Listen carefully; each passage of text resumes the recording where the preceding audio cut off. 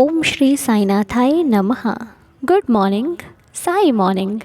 आइए शुरू करें आज का नया दिन, आज की नई प्रार्थना, आज की नई बातचीत अपने साईनाथ के साथ।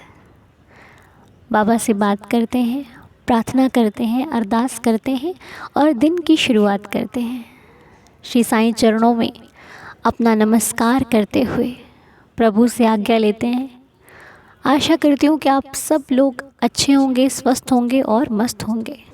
तो चलिए प्रार्थना शुरू करते हैं। बाबा से कुछ अपने मन की बातों को कहकर मन हल्का करते हैं, क्योंकि कहते हैं ना, जिससे हम बहुत ज़्यादा प्यार करते हैं उन्हें देख लें तो राहत मिल जाती है। उनकी आवाज़ सुनने से मन को सुकून मिल जाता है। कितना भी दर्द हो हम भूल जाते हैं, कितनी भी तकलीफ़ें हों फिर वो तकलीफ़ें दिखाई नहीं देती सिवाय उनके। तो हमारी ज़िंदगी में बाबा से प्रिय भला है ही कौन। सुख दुख का साथी है वो, मेरे हर पल में शामिल है साईं। वो कहीं बाहर नहीं है, वो मेरे मन मंदिर में बैठे हुए हैं। वो मुझे सही गलत का भेद बताते हैं, वो मुझे सही राह दिखाते हैं, कभी भी किसी गलत दिशा में जाने नहीं देते। जहाँ कहीं भी हम गलत होते हैं कोई ना कोई संकेत भेजते हैं और हमें बचा लेते हैं गलत कार्य करने से, गलत विचारों से। अब आप चाहे उन्हें अपने भगवान मानो, अपनी माता मानो, पिता मानो या सखा मानो, पर बाबा हर रिश्ते को बाखूबी निभाते हैं और हमें भी ये शिक्षा देते हैं कि जिस रिश्ते से भी जुड़ो बिल्कुल सत्य के साथ जुड़ो, ऐसे जुड़ो, ऐसे निभाओ कि तुम्हारे मन में कभी कोई गलत विचार ना आए। किसी का साथ निभाने का वादा करो तो उस वादे को निभाओ, किसी से झूठे वादे मत करो, कभी किसी की भावनाओं को ठेस मत पहुंचाओ, कभी भी किसी का दिल मत दुखाओ। है दुनिया में ऐसी बहुत सारी चीज़ें जो हमें गलत दिशा की तरफ ले जाती हैं, या फिर यूँ कहिए कि कई बार सही करने के बावजूद भी सही नहीं मिलता। कई बार हमारे अपने ही हमारी फीलिंग्स को नहीं समझते, या फिर ये कहिए कई बार अपने ही नहीं समझते कि हम उनके लिए कितने इम्पोर्टेंट हैं। हम उनके लिए वो सब कुछ करते हैं, लेकिन वो एक बार ये तक नहीं कहते कि हाँ तुमने कुछ किया, या फिर हाल चाल भी नहीं लेते। कई बार तो ऐसे ऐसे सवाल भी होते हैं और ऐसे ऐसी सिचुएशन आती हैं लाइफ में। लेकिन जानते हो, यदि हम भक्ति मार्ग पर चल रहे हैं, बाबा की बात मानते हुए चल रहे हैं ना, तो एक सबसे मुश्किल कार्य है जो भगवान कहते हैं करने के लिए, और वो कार्य ये है कि जब जीवन में किसी की मदद करने का समय आए ना, तो ये मत सोचना कि इस व्यक्ति ने आपके साथ क्या किया था, इस व्यक्ति ने आपके साथ कैसा व्यवहार किया था, क्योंकि उस वक्त उसे हमारी मदद की ज़रूरत है जो हम दे सकते हैं। जो किया था वो छोड़ दीजिए, क्योंकि उसे देखने वाले हमारे भगवान बैठे हैं ना। क्योंकि मैं यदि आपको सच बताऊं ना, तो अपनी ज़िंदगी के अनुभव से कई बार जब अपने फ़ैसले मैंने खुद ले लिए, मतलब खुद तय कर लिया कि मुझे ये करना है, तब मुझे उतना अच्छा रिज़ल्ट नहीं मिला। और जब बाबा पर छोड़ा कि देवा आप संभालिए, मुझे किसी से कुछ नहीं कहना है, किसी से कोई वैर भाव नहीं रखना, किसी से मुझे शिकायत नहीं करनी है, क्योंकि शिकायत कर भी कोई समझता है क्या। तो इसलिए बाबा पर छोड़ दिया, और जब बाबा पर छोड़ दिया तो रिज़ल्ट क्या ही बताऊँ, बहुत मन को सुकून देने वाला मिला। फिर ईश्वर ये दिखाता है कि जब तू मुझ पे छोड़ देगा ना, तो मैं अपने हिसाब से करता हूँ, और जब तुझे मन से करना तो तू कर ले फिर। इसलिए आपसे कहती हूँ कि जब कुछ समझ में नहीं आए ना, तो उनके सामने जाओ और कह दो, प्रभु अब मेरे से समझ में नहीं आ रहा, मेरे से हैंडल नहीं हो रही ये स्थिति, आप संभाल लीजिए,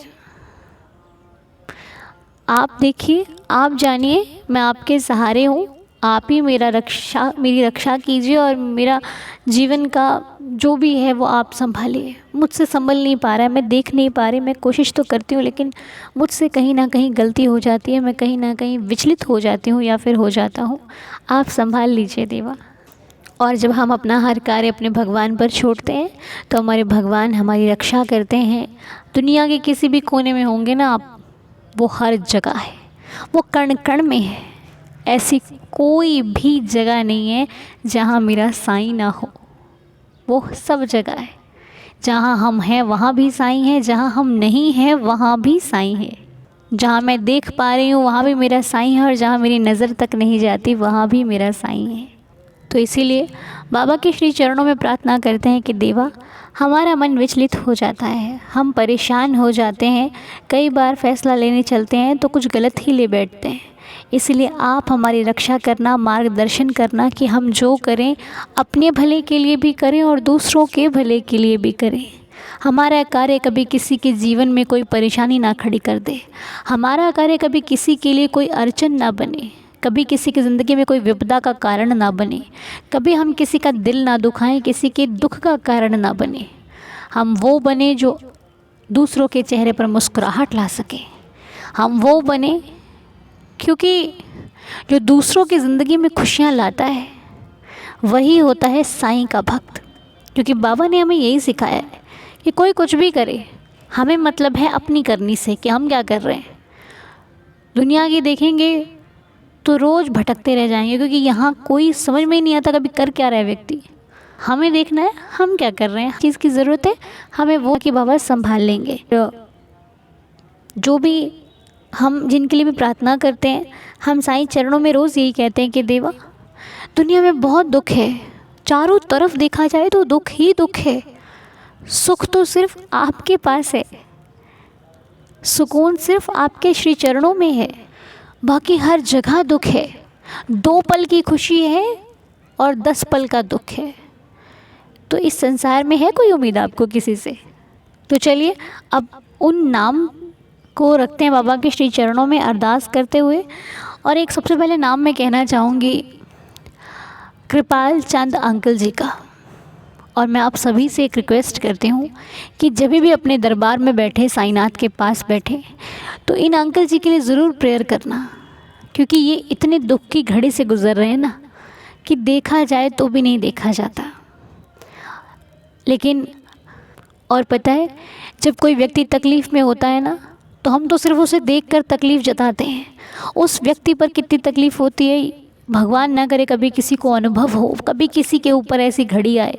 इसलिए जो जिस पर है मालिक से प्रार्थना करते हैं कि देवा उनकी इस परिस्थिति को ठीक कर दीजिए, रहम नज़र कीजिए। हम सभी मिलकर प्रार्थना करते हैं। आप जब भी नाम जाप करना तो एक माला अंकल जी के लिए ज़रूर करना कि प्रभु रहम नज़र कीजिए। और जैसे ये ठीक होंगे ना, मैं आपको ज़रूर बताऊंगी कि बाबा ने हमारी प्रार्थना को किस प्रकार स्वीकार किया। बाकी देखिए, जो कष्ट मिलने हैं वो हम लोग नहीं रोक सकते, लेकिन प्रार्थना तो हम लोग कर सकते हैं ना। दुआ करने में तो सबसे पहले नंबर पे रहना है ना। जीवन के कष्ट है, सबको कर्मयोग की भट्टी में सबको जलना पड़ता है, ये सत्य है। लेकिन फिर भी परिवार तो प्रार्थना करने में आगे रह सकता है ना। दुनिया लाख गलत कहे, मेरा परिवार तो पक्ष लेगा ना कि नहीं मेरा बंदा सही है, मेरे परिवार के सदस्य सही हैं। और एक प्रमिला आंटी जी हैं, उनकी भी तबीयत ठीक नहीं है। हम सब प्रार्थना करते हैं देवा से कि देवा उनकी तबीयत ठीक हो जाए, वो सही हो जाए, स्वस्थ हो जाए। हमारी आपके श्री चरणों में ये प्रार्थना है। और 8 तारीख को मीना आंटी जी के नाती का एकाग्र का जन्मदिन था, हम विश नहीं कर पाए थे। सो हैप्पी बर्थडे एकाग्र। साईं जी आपको खुश रखें, हेल्दी और हैप्पी रखें। बाबा की असीम कृपा से सदा खुश रहो, हंसते रहो, मुस्कुराते रहो। लाइफ की हर एक इच्छा मनोकामना मेरा साईं आपकी पूरी करे, मेरी बाबा से प्रार्थना है। और एक मैसेज है आरती जी का, जो किसी समस्या से गुजर रही हैं। मेरी बाबा से प्रार्थना है कि उनकी समस्या का समाधान हो, और वो जो बाबा से चाहती हैं उनकी श्रद्धा और भाव के अनुसार मेरे साईं जी उनको ज़रूर दें। मेरी बाबा से प्रार्थना है, दया करना साईनाथ। और कुणाल चटर्जी जी के लिए हम प्रार्थना करते हैं, देवा इनको भी स्वस्थ कर दीजिए, रहम नज़र कीजिए, दया कीजिए, इनकी सेहत में सुधार कीजिए। जिस भी समस्या से गुजर रहे हैं वो समस्या समाधान में बदल जाए, खुशियों में बदल जाए। मेरी आपके श्री चरणों में प्रार्थना है, हम सभी मिलकर यही प्रार्थना करते हैं। और रामशिला मांडवी जी के लिए हम प्रार्थना करते हैं। इनकी भी ज़िंदगी में बड़े दुख का समय है, कठिनाइयों का समय है। जिन कठिनाइयों को सिर्फ़ और सिर्फ मेरा भगवान, मेरा साईं दूर कर सकते हैं। तो देवा से प्रार्थना कीजिएगा कि प्रभु इनकी भी समस्याओं का समाधान कीजिए, रहम नज़र कीजिए, दया कीजिए। ये जो परिस्थिति से गुज़र नहीं पा रही हैं, आप हिम्मत और ताकत और साहस दीजिए, ताकि आपके आशीर्वाद से आपका भक्त है और नहीं भी है तब भी उसे हिम्मत मिले, क्योंकि किसी न किसी रूप में तो सब बाबा को मानते हैं। तो ये थे प्रार्थना के कुछ नाम। आइए अब मिलकर लीला को सुन लेते हैं। उस लीला से पहले आनंदिता जी ने एक हमें मैसेज भेजा था, वो लीला तो नहीं है, उनके मन के भाव हैं। आइए सुनते हैं कि उनका भाव जो है वो हमारे परिवार के लिए और बाबा के श्री चरणों में क्या कहता है।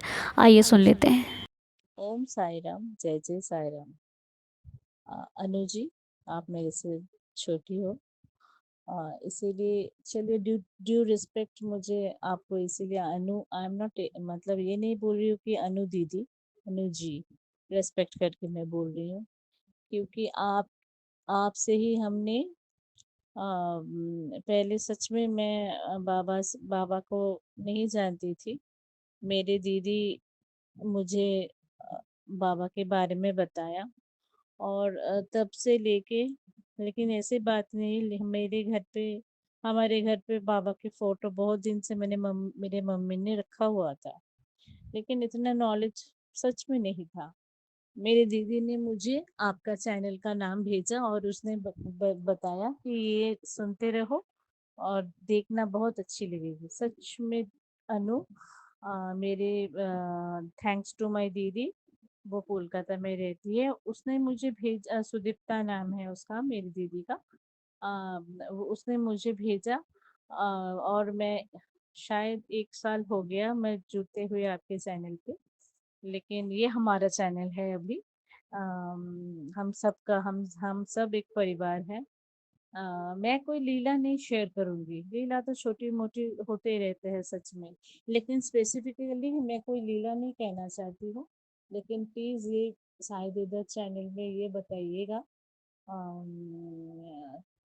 एक्चुअली मुझे लगता है, मतलब सबका मतलब हमारा हिंदी इतनी अच्छी नहीं है कि मतलब समझा नहीं पा रही हूँ, मैं कोशिश कर रही हूँ। जो मैं बोलना चाहती हूँ कि हमें बाबा के प्रति श्रद्धा एंड सबूरी रखना चाहिए। रखते रखते हमें मतलब कभी मतलब अपने फादर को जैसे हम कुछ मांगते हैं, फादर तो रोज रोज हमारा नीड्स पूरा नहीं कर पाते हैं, कभी कर पाते हैं कभी कर नहीं पाते हैं। सेम मेरे साईं बाबा भी ऐसे हैं, कभी हमें हमारा नीड्स पूरा मतलब करते हैं, कभी नहीं करते हैं। लेकिन इसके लिए हमें बाबा के प्रति गुस्सा नहीं होना चाहिए, हमें बाबा के प्रति श्रद्धा सबूरी रख के आगे चलना है। बाबा चलो जब मर्जी आपको जो जो देना है, जो जो नहीं देना है, उनका वो डिसीजन है। वो मेरे भलाई के लिए जो जो देना है वो देंगे, और जो जो नहीं देना है वो नहीं देंगे। और बाबा के प्रति बहुत सारा प्यार, बाबा के प्रति श्रद्धा एंड सबूरी रख के उनको कोटि कोटि प्रणाम करके मैं यही मतलब ये एंड करना चाहती हूँ। और मैं यही कहूँगी साई दीदर चैनल को कि हम सब मिलके, हम सब इस हमारे साई दीदर फैमिली को साथ चल के हमें आगे बढ़ना है। सो ओम साई राम, जय जय साई राम। कभी कोई लीला बहुत बड़ी होगी मैं जरूर शेयर करूंगी, लेकिन अभी मुझे लीला बोलने की मतलब इच्छा नहीं हो रही थी। मुझे ये शेयर करना था कि हमें बाबा को चाहिए, बस हमें बाबा को चाहिए और कुछ नहीं, हमें बाबा को चाहिए। ओम साई राम, जय जय साई राम। तो ये थे आनंदिता जी के भाव। बहुत बहुत शुक्रिया आनंदिता जी। बाबा जब अपने भक्तों को अपनाते हैं तो उन्हें सही चीज़ें सिखाते हैं, सही बातें सिखाते हैं, सही राह पर लगाते हैं और ये जता देते हैं कि तू चिंता मत कर, विश्वास कर, श्रद्धा रख, सबूरी से काम ले।